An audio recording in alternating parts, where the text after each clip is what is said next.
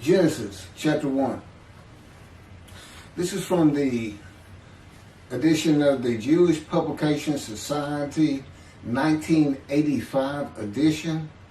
It is a translation of the Leningrad Codex from scratch, begun in 1956. And they worked over 30 years on it. There was input from Orthodox, Conservative, and Reform rabbis, along with professors from universities in linguistics. It's the best rendition you can find out there. It's far better than anything I've seen used by Shabbat, Jews for Judaism, Outreach Judaism, Tobias Singer. I mean, he's got in verse 10 of Isaiah 53 that whatever the Hebrew is means guilt offering. Let's go to Leviticus. Human sacrifice. Human sacrifice. Since he doesn't believe a man is described for the day of the Lord, he's gonna tell you that God sacrificed 6 million Jews in the Holocaust, and that his portion, Hitler received the hide. Well, it's the person making the sacrifice that gets the hide. So Tobias Singer believes the Jewish people as the man Israel is described, and yet Hitler's the righteous servant. Yeah, I don't think too much of his translation skills whatsoever. Verse 1. When God began to create heaven and earth, the earth being unformed and void, with darkness over the surface of the deep, and a wind from God, footnoted to be the Spirit of God, sweeping over the water. God said, "Let there be light," and there was light. God saw that the light was good, and God separated the light from the darkness. God called the light day, and the darkness he called night. And there was evening, and there was morning, a first day. God said, "Let there be an expanse in the midst of the water, that it may separate water from water." God made the expanse, and it separated the water which was below the expanse from the water that was above the expanse. And it was so. God called the expanse sky. And there was evening, and there was morning, a second day. When God first began teaching me the Tanakh, he came to me, an atheist for 50 years. He had been with me from birth.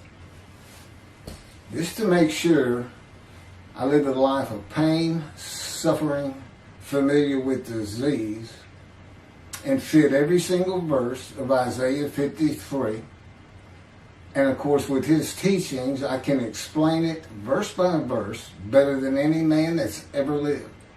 And I also show how it is associated, and the very key to understanding it is the book of Ezekiel and Ezekiel himself. In any event, when we were reading Genesis, and it wasn't necessarily the first book I read, when God says,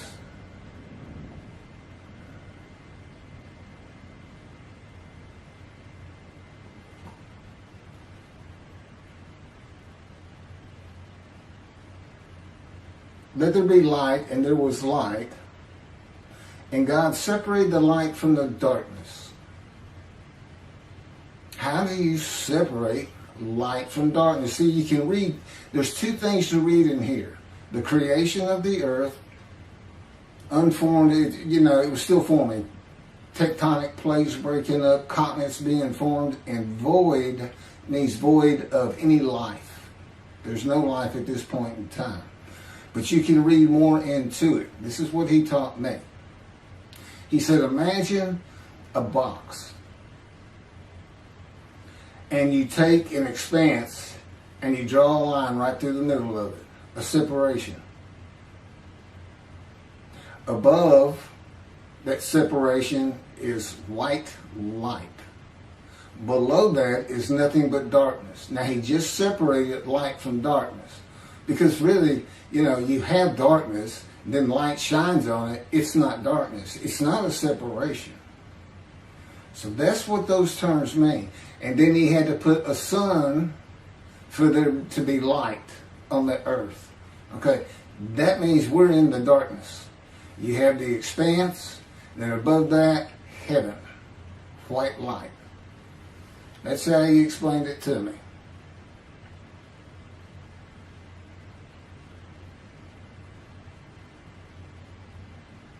Let there be an expanse in the midst of the water,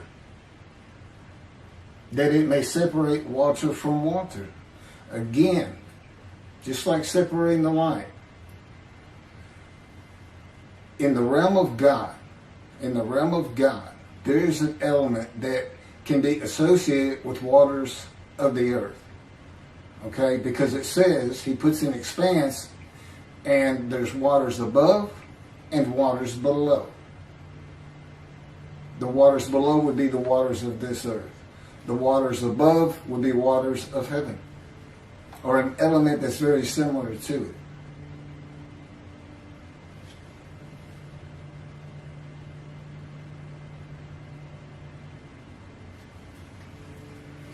Okay, here's how he told me to think of this as far as creation. Now we know Genesis, creation of the earth, and then it was no longer void with the creation of life. But God is in darkness. Okay, He's gonna make a separation between light and darkness. His realm, I call it the unseen realm of God, existed before this universe. He is responsible, he tells me, for the Big Bang that created our universe. Our universe sits within His universe, the original universe. Two universes in one. One that has materials and substance and worlds and stars and suns, and one that does not. Although it is full of elements we can't understand, including spirit itself. These waters, light. What is the great white light, and what is the source? So that's the beginning, and you can read it into the first 10 verses or so, whatever it was I just read. The second paragraph began at verse 6.